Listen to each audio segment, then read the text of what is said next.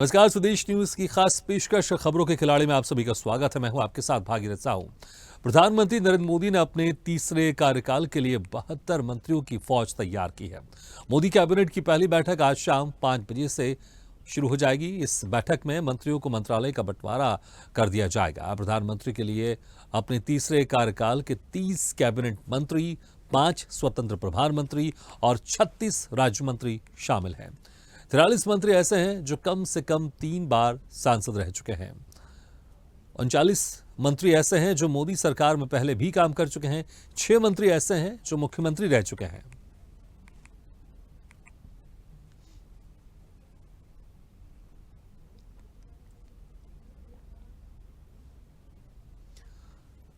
तो जिस तरह से आज कार्यभार संभालते ही प्रधानमंत्री नरेंद्र मोदी ने किसानों की किश्त के लिए साइन किया है। तकरीबन 20,000 करोड़ रुपए की राशि है। और अब देखना होगा कि जब 5:05 हो चुके हैं, जो प्रस्तावित मीटिंग थी जब वो खत्म होगी, कैबिनेट बैठक खत्म होगी, उसके बाद क्या कुछ इसमें फैसले लिए जाएंगे। और सबसे जो ज्यादा इसमें नजर रहेगी कि जो मंत्री हैं उनको कौन कौन से विभाग बांटे जाएंगे, कि कौन कौन से विभाग किन किन मंत्रियों के पास रहेंगे, ये जरूर देखने वाली बात होगी। क्योंकि इस बार बीजेपी की खुद के अपने दम पर पूर्ण बहुमत की ये सरकार नहीं है, एनडीए की सरकार है। इसलिए जो उनके सहयोगी दल है उनको कौन कौन से विभाग दिए जाते हैं, बीजेपी अपने के पास कौन कौन से विभाग रखती है, ये वाकई देखने वाली बात होगी।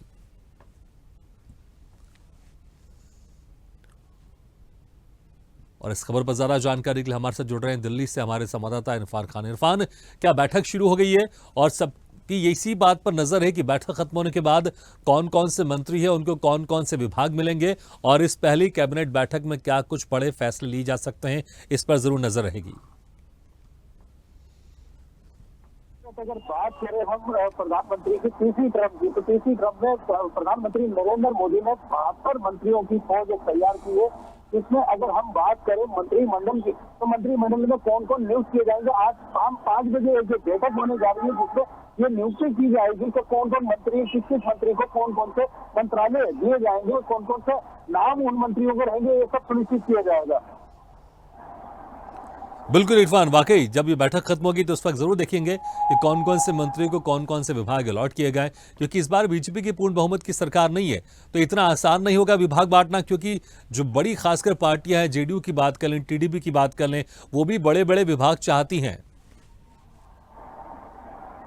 या भागीरथ, अगर बात करें जेडीयू की या फिर बात करें नीतीश कुमार की, तो रेल मंत्रालय या रक्षा मंत्रालय, इस तरह के जो विभाग मांगे हैं उसको लेकर कहीं ना कहीं भाजपा सरकार जो है वो चर्चा का विषय भाजपा के लिए बना हुआ है। इसको लेकर ही आज जो बैठक रखी गई है, इस बैठक में ये सुनिश्चित किया जाएगा क्या एनडीए की सरकार की जो अदर दल है उनकी वो बातें मानी जाएंगी कि नहीं मानी जाएंगी, उस पर ये चर्चा की जाएगी।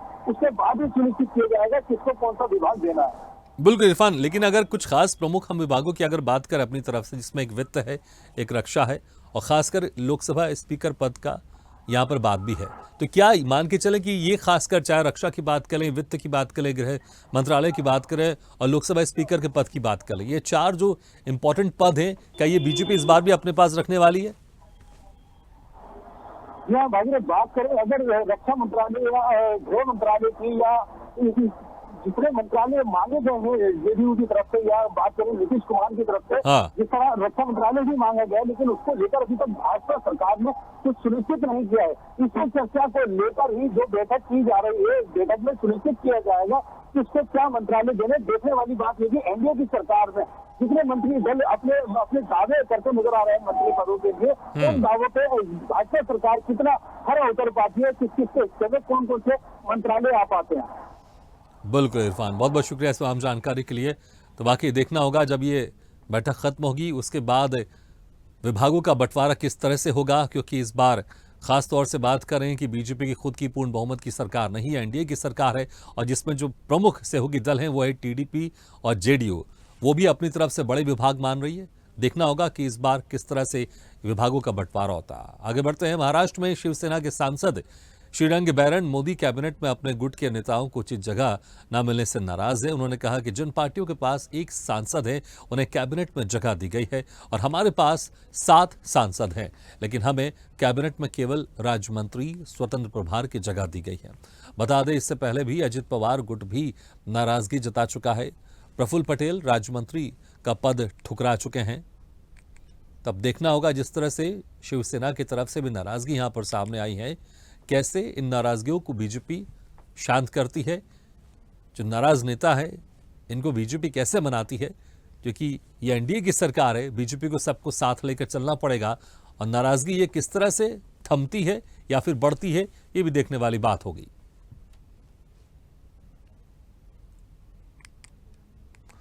इस खबर पर ज्यादा जानकारी के लिए बात करते हैं मुंबई से ब्यूरो चीफ राहुल पुजारी से। राहुल, देखिए जिस तरह से ये एनडीए की सरकार है, इस बार बीजेपी अपने दम पर पूर्ण बहुमत की सरकार नहीं बना पाई है और जब भी अगर गठबंधन की सरकार होती है तो तमाम नाराजगी भी देखने को मिलती है। अभी तक अजित पवार गुट की तरफ से नाराजगी देखने को मिल रही थी, लेकिन अब शिवसेना की तरफ से भी नाराजगी को देखने मिल रही है।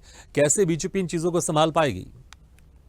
भागीरथ जी, मैं सवेरे से बता रहा था कि जिस तरह से चिंगारी लग चुकी है, अब चिंगारी आग के रूप में तब्दील हो रही है। जिस तरह से प्रफुल्ल पटेल कैबिनेट मंत्री की मांग कर रहे थे और राज मंत्री का उनको ओहदा मिल रहा था स्वतंत्र प्रभार का, तो उसको देखते हुए कहीं ना कहीं अजित पवार ने भी मना कर दिया था कि मुझे राज मंत्री नहीं मिलेगा, नहीं चाहिए, मुझे कैबिनेट के स्तर का चाहिए। और लोगों का महाराष्ट्र में ऐसा कहना था लोगों का, जिसके पास एक सांसद है उनको कैबिनेट बनाया गया।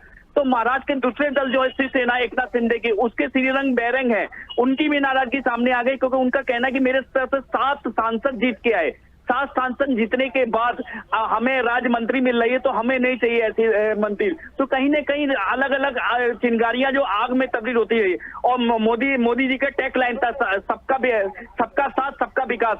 अब ये देखना है कि सबका साथ और सबका विकास में कैसे एनडीए चलती है आगे। और मैं आपको बता दूं, जिस तरह से ये आग लगी है, अब बीजेपी के केरल के भी सांसद हैं गोपी मोदी, वो भी संतुष्ट नहीं है, क्योंकि उनको भी राज्य मंत्री का पद दिया गया, उनको भी कैबिनेट चाहिए, हर किसी को कैबिनेट चाहिए। तो इसको देखते हुए कहीं ना कहीं अब लग रहा है कि मोदी की अग्नि परीक्षा अब शुरुआत हुई है। दो टर्म में तो उन्होंने पूरी बहुमत के साथ शुरू की थी, लेकिन एनडीए की अग्नि परीक्षा जब शुरू हो गई तो अब शुरुआत हुई है और चिंगारी लगी है महाराष्ट्र से। ये चिंगारी कहां तक फैलती है अब देखना है भागीरथ जी, कहां तक होता है, क्योंकि एक तरफ अजित पवार की पूरी एनसीपी नाराज है, अब शिवसेना जो एकनाथ शिंदे समर्थन दे रहे थे 7 सांसदों को लेकर, वहां भी नाराजगी शुरू हो गई और इसका प्रभाव विधानसभा में भी पड़ेगा और बीएमसी में भी पड़ेगा। जी बिल्कुल राहुल, देखिए इसमें कोई शक नहीं है, जो कैबिनेट पद होगा या मंत्री पद होगा ये एक सीमित है। आप एक संख्या से ज्यादा इसमें ना मंत्री पद आप बना सकते हैं, ना मंत्री पद दे सकते हैं, ना आप कैबिनेट मंत्री बना सकते हैं। ये सीमित है, आपको इसको सीमित रखना पड़ेगा, लेकिन है बहुत सारे। अगर देखिए एनडीए में इस बार बहुत सारी पार्टियां हैं, तो कैसे इनको मैनेज करेगी? क्योंकि देखिए अगर अजित पवार गुट की बात कर लें, एनसीपी की या शिंदे गुट की बात कर लें, शिवसेना की, उनको भी पता है उनके पास भी ऑप्शन इतने सारे नहीं है। अगर वो दूसरी तरफ भी जाते हैं तो वहां पर इसी तरह की गुत्थम गुत्था होगी, बल्कि वहां तो और ज्यादा पार्टियां हैं, तो वहां और ज्यादा गुत्थम गुत्था दिखने को मिलेगी। तो क्या ये सिर्फ नाराजगी है या फिर इसका असर विधानसभा में जो सरकार है उस पर भी कुछ असर पड़ सकता है? आपको ऐसा लग रहा है? जी भागीरथ जी, मैं बता दूं, उनका सीधा कहना है, जो सांसद हार के आए हैं उनको भी कैबिनेट में जगह दी गई, उनको भी राज्य मंत्री बनाएगा जो हार के आए हैं इनके, और जो कि जिनके एक सांसद है उनको कैबिनेट में जगह दी। तो अगर या नाप तोल के अगर करते तो शायद ये बैलेंस बना रहता, लेकिन उनकी नाराजगी ये, जिनके एक सांसद है उनको कैबिनेट में, जिनके 7 सांसद है उनको कैबिनेट में जगह नहीं दी गई, तो नाराजगी तो होनी थी। और ये चिंगारी पहले से हो रही थी, लेकिन दिखाया जा रहा था कि एनडीए गठबंधन एक है। लेकिन अग्नि परीक्षा पे अब मोदी जी को चलना पड़ेगा, अब साबित करना पड़ेगा कि अब एनडीए की गवर्नमेंट, अब असली माने में एनडीए अब बनी है। पहले तो पूर्ण बहुमत में बीजेपी थी, 307 लेके चलती थी, तो उन पर एक तरफा कोई भी डिसीजन ले सकती थी, लेकिन अब गठबंधन की सरकार की अग्नि परीक्षा अब मोदी जी की शुरुआत होती है। बिल्कुल राहुल, लेकिन अगर दबाव की बात करें, शिवसेना या अजित पवार के एनसीपी की बात करें हम, या शिंदे गुट की बात करें, ये दबाव कहां तक जा सकता है बीजेपी के ऊपर, एनडीए के ऊपर? देखिए अब विधानसभा चुनाव आने वाले हैं महाराष्ट्र में, 3 महीने बाद विधानसभा चुनाव है, उसको देखते हुए सीट शेयरिंग की भी बात होगी। तो हमेशा बीजेपी बड़े भाई के रोल में आ जाती है और सीट शेयरिंग में अपनी ज्यादा सीट रखती है। लेकिन अगर इस तरह से नाराजगी हुई तो सीट शेयरिंग में भी इनको कम सीटों पे लड़ना पड़ेगा। विधानसभा में एनसीपी को भी ज्यादा देना पड़ेगा, एकनाथ शिंदे को भी क्या नाम है ज्यादा सीटें देनी पड़ेगी। जिस तरह से इस समय दबाव की राजनीति करके लोकसभा चुनाव लड़ी थी, तो अब इनकी परफॉर्मेंस अगर अच्छी नहीं आई तो अब बीजेपी छोटे भाई के रोल में आ जाएगी महाराष्ट्र में, क्योंकि जिस तरह से दोनों पार्टियां उभर के आई हैं और जिस तरह से इनकी नाराजगी है, तो अब ये समझौता करने वाली नहीं है। क्योंकि इनके अंदर जो अभी सूत्रों के हवाले से जो खबर मिल रही है, एकनाथ शिंदे के 8 से 10 एमएलए ऐसे हैं जो उद्धव ठाकरे के टच में हैं, और एनसीपी के अजीत पवार के 5 से 7 एमएलए ऐसे हैं जो शरद पवार के टच में हैं। बिल्कुल तो अभी गवर्नमेंट गिरने की भी चांस हो सकती है, लेकिन 3 महीने पहले हो सकता है कि आपको ये भी मिल जाए कि विधानसभा भंग हो जाए, ये भी देखने को मिल सकता है। बिल्कुल राहुल, लेकिन जिस तरह से लेकिन अगर आंकड़े देखें, क्योंकि यहाँ पर देखिए हम शिंदे गुट के पास भी एक अच्छी खासी वहां पर 40 के आसपास वहां विधायक है, इनके पास भी एनसीपी गुट के अजीत पवार है 40 के आसपास विधायक है। अगर आंकड़ों को देखें तो सरकार किस तरह से गिरेगी देखने वाली बात होगी, लेकिन थोड़ा मुश्किल लगता है, क्योंकि अगर 5-6 विधायक नाराज हैं, 8-10 विधायक नाराज हैं, तो फिर दल बदल कानून लग जाएगा और उनके विधायकी समाप्त हो जाएगी। लेकिन देखना होगा ये जो हंगामा हुआ ये शांत कैसे होता है। राहुल, बहुत बहुत शुक्रिया इस तमाम जानकारी के लिए। और बड़ी खबर दिल्ली से, जहां पर बांग्लादेश पीएम शेख हसीना से मिली सोनिया गांधी। राहुल गांधी और महासचिव प्रियंका गांधी भी रहे मौजूद। बांग्लादेश पीएम शेख हसीना से मुलाकात किया सोनिया गांधी ने। तस्वीर भी आप देख रहे हैं कि गले मिलकर आत्मीयता से एक दूसरे का अभिवादन कर रहे हैं। मोदी के शपथ ग्रहण समारोह में शामिल होने आई थी शेख हसीना।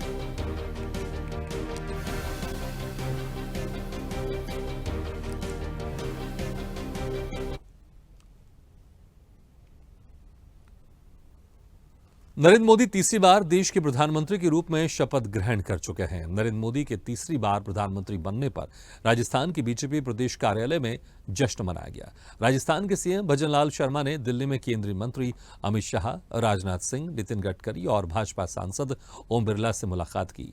सीएम भजनलाल शर्मा ने उन्हें केंद्रीय मंत्री के तौर पर शपथ लेने पर बधाई दी।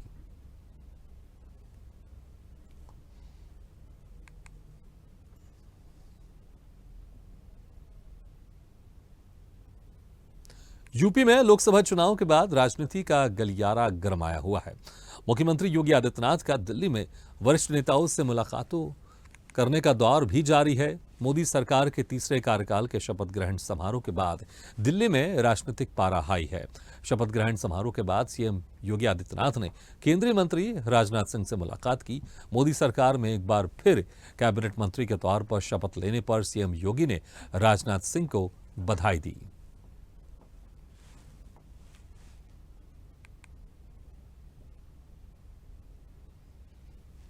लोकसभा चुनाव में कांग्रेस के बेहतर प्रदर्शन का असर विधानसभा में देखने को मिलेगा। कांग्रेस प्रवक्ता इमरान खान ने एनडीए सरकार पर निशाना साधते हुए कहा कि एनडीए की गठबंधन सरकार बनने के 24 घंटे बाद ही सरकार के मंत्रिमंडल में खींचतान शुरू हो गई है। देश की जनता ने कांग्रेस को सराहा है। लोकसभा चुनाव में कांग्रेस मजबूत विपक्ष के तौर पर उभर कर सामने आई है। कांग्रेस ने राहुल गांधी को नेता विपक्ष नियुक्त किया है। आगामी विधानसभा चुनाव में कांग्रेस अपना परचम लहराएगी। एनडीए मतलब तो आप समझ ही रहे हैं, Naidu dependent alliance, Nitish dependent alliance. तो ये डिपेंडेंट अलायंस है। अब देखना ये होगा अपने आप में कि ये कितने दिन तक अलायंस चल सकता है, कितने दिन, कितने हफ्ते और कितने महीने। तो जब कुछ हुआ नहीं तो देश की जनता ने जवाब दिया, और जवाब इस हद तक दे दिया कि जो पूरे देश के अंदर एक चलाया जा रहा था कि जो राम को लाए हैं हम उनको लाएंगे, तो श्री राम की नगरी से ही पत्ता साफ हो गया। ना कि सिर्फ अयोध्या से, बल्कि अयोध्या के आसपास किसी जगह से कोई सीट नहीं आई है। लोकसभा चुनाव के नतीजे आने के बाद कांग्रेस नेताओं ने एनडीए सरकार पर सवाल उठाने शुरू कर दी हैं। देश में एनडीए सरकार बनने के बावजूद कांग्रेस नेताओं में खासा उत्साह है। मजबूत विपक्ष के तौर पर कांग्रेस नेताओं में खुशी नजर आ रही है। पूर्व विधायक चौधरी मतीन ने कहा कि आगामी विधानसभा चुनाव में कांग्रेस सभी राज्यों में बेहतर प्रदर्शन कर जीत हासिल करेगी। कांग्रेस अच्छा परफॉर्मेंस करेगी और अगर हमारा समझौता नहीं होगा तो इससे अच्छा रिजल्ट होगा। चौधरी साहब, क्या लगता है जिस तरह कांग्रेस को जीत मिली है, क्या ये कांग्रेस की न्याय जोड़ो और भारत जोड़ो यात्राओं का नतीजा है? बिल्कुल, राहुल गांधी ने जो भारत जोड़ो यात्रा की है, न्याय यात्रा निकाली है, उसका भी चुनाव में असर देखा गया। प्रधानमंत्री नरेंद्र मोदी की अगुवाई में तीसरी बार एनडीए की सरकार बन चुकी है। वहीं एनडीए की सरकार को लेकर बयानबाजी का दौर भी शुरू हो गया है। आम आदमी पार्टी के राज्यसभा सांसद संजय सिंह ने बीजेपी के सहयोगी दलों को आगाह करते हुए बिहार के सीएम नीतीश कुमार और टीडीपी प्रमुख चंद्रबाबू नायडू से कहा कि उन्हें स्पीकर सहयोगी पार्टियों का ही बनाना चाहिए। अगर स्पीकर बीजेपी का हुआ तो मोदी और शाह सहयोगी पार्टियों के सांसदों को तोड़ लेंगे। एनडीए की सरकार स्थायी नहीं है। सरकार सिर्फ 6 से 12 महीने ही चलेगी। जनमत बीजेपी के खिलाफ गया है। बीजेपी को सत्ता में रहने का कोई हक नहीं है। ऐसे समय में ये सरकार बनने जा रही है जब भारतीय जनता पार्टी का चेहरा पूरी तरह से देश के सामने बेनकाब हो गया है। पहले मुसलमानों को गाली देते थे, फिर सिखों को गाली दी, फिर ईसाइयों को दी, फिर जाटों को दी, किसानों को दी, पहलवानों को दी, अब हिंदुओं को गाली दे रहे हैं, अयोध्या वासियों को गाली दे रहे हैं। बीजेपी ये बर्दाश्त नहीं कर पा रही है कि अयोध्या से एक सामान्य सीट से एक दलित व्यक्ति देश का सांसद कैसे बन गया, अयोध्या का सांसद कैसे बन गया। तो मैं प्रधानमंत्री जी से और उनकी पार्टी से कहना चाहता हूं, अपने पार्टी के विचार बदलिए। अपने पार्टी की जो नफरत की विचारधारा है, खास तौर से दलितों, पिछड़ों, आदिवासियों और अल्पसंख्यकों के प्रति, उसको बदलिए। सरकार जो बनने जा रही है ये 6 महीने से लेकर साल भर तक इसकी आयु है। इससे ज़्यादा ये सरकार नहीं चलेगी। एनडीए की एक सरकार 13 दिन चली, एक 13 महीने चली, और ये मौजूदा सरकार जो है, ये अटल जी जैसा व्यक्तित्व भी नहीं है मोदी जी का। तो मैं समझता हूँ कि ये 1 साल के अंदर ही, 6 महीने से 1 साल के अंदर ही ये सरकार गिर जाएगी। ऐसे सपा नेताओं ने प्रेस कॉन्फ्रेंस कर सपा सुप्रीमो की जीत का श्रेय जनता को दिया। सपा जिला अध्यक्ष कलीम खान ने कहा कि अखिलेश यादव की जीत जनता की जीत है। अखिलेश यादव के निर्देश पर अभी से जमीनी स्तर पर 2027 के तैयारी में जुटने की बात कही। अखिलेश यादव ने गरीब, किसान, नौजवानों की आवाज उठाई। वहीं प्रेस कॉन्फ्रेंस में सपा कार्यकर्ताओं को मर्यादा में रहकर पार्टी के लिए काम करने का पाठ पढ़ाया गया। इस दौरान जिला अध्यक्ष, पूर्व विधायक सहित कई पदाधिकारी मौजूद रहे। चुनाव परिणाम आने के बाद लगातार देखने को मिल रहा है कि भारतीय जनता पार्टी के नेताओं के द्वारा पूरे विधानसभा में जगह जगह तमाम ऐसी घटनाएं हुई हैं। वहाँ पर लोकसभा में अलग अलग गांवों में छिबरामऊ की बात हो, एक कल्याणपुर की कल घटना हुई परसों की, एक महमूदपुर जागीर में घटना हुई है। भारतीय जनता पार्टी के नेताओं ने समाजवादी पार्टी के जो लोग सपोर्टर थे और जो तमाम जिन्होंने वोट किया अखिलेश जी को, उनको धमकाने का काम किया जा रहा है, झगड़ा किया जा रहा है, मारपीट की जा रही है। हमारा पार्टी के सभी नेताओं का यही अनुरोध, प्रशासन से ये अनुरोध है कि इस पर गंभीरता से विचार करें। अगर इस तरीके की घटनाएं पुनः अगर हमारे कार्यकर्ताओं को परेशान किया जाएगा तो समाजवादी पार्टी सड़कों पर आएंगे, हम लोग इसका विरोध करेंगे। भोपाल की कांग्रेस कार्यालय में प्रदेश अध्यक्ष जीतू पटवारी की अध्यक्षता में बैठक हुई। प्रदेश अध्यक्ष जीतू पटवारी ने कहा कि समिति के सदस्य खुरई समेत अन्य स्थानों पर जाकर रिपोर्ट तैयार करेंगे। अनुसूचित जाति जनजाति वर्ग पर हो रहे अत्याचार के मामले को जोर शोर से विधानसभा में उठाए जाएंगे। अनुसूचित जाति जनजाति वर्ग के लोगों के खिलाफ अत्याचार की घटनाओं की जांच के लिए कमेटी गठित की गई है। सभी वरिष्ठ नेताओं से विचार मंथन के बाद युवा चेहरे को आगे बढ़ाया जाएगा। लोकसभा चुनाव में मिली हार की समीक्षा करते हुए पीसीसी चीफ जीतू पटवारी ने कहा कि 1 महीने के अंदर उनकी नई टीम सामने आ जाएगी।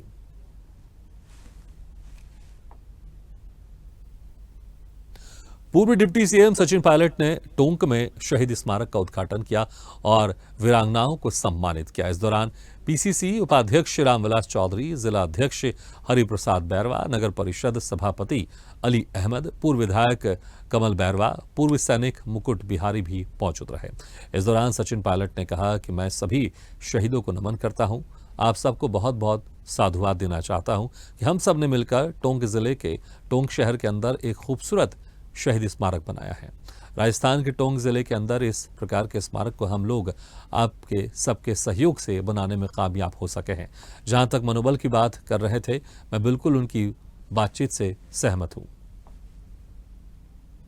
सभी सैनिक जिन्होंने शहादत दी थी, देश की रक्षा करते हुए कुर्बानियां दी थी, उनकी याद में हम लोगों ने स्मारक बनाया है। और ये स्मारक अनेक दशकों तक, अनेक पीढ़ियों तक हमको याद दिलाएगा किस तरह लोगों ने, सैनिकों ने अपनी जान की कुर्बानी देकर हमारे देश को आबाद रखा, सुरक्षित रखा। देश में मोदी सरकार 3.0 का शपथ ग्रहण समारोह राष्ट्रपति भवन में संपन्न हुआ।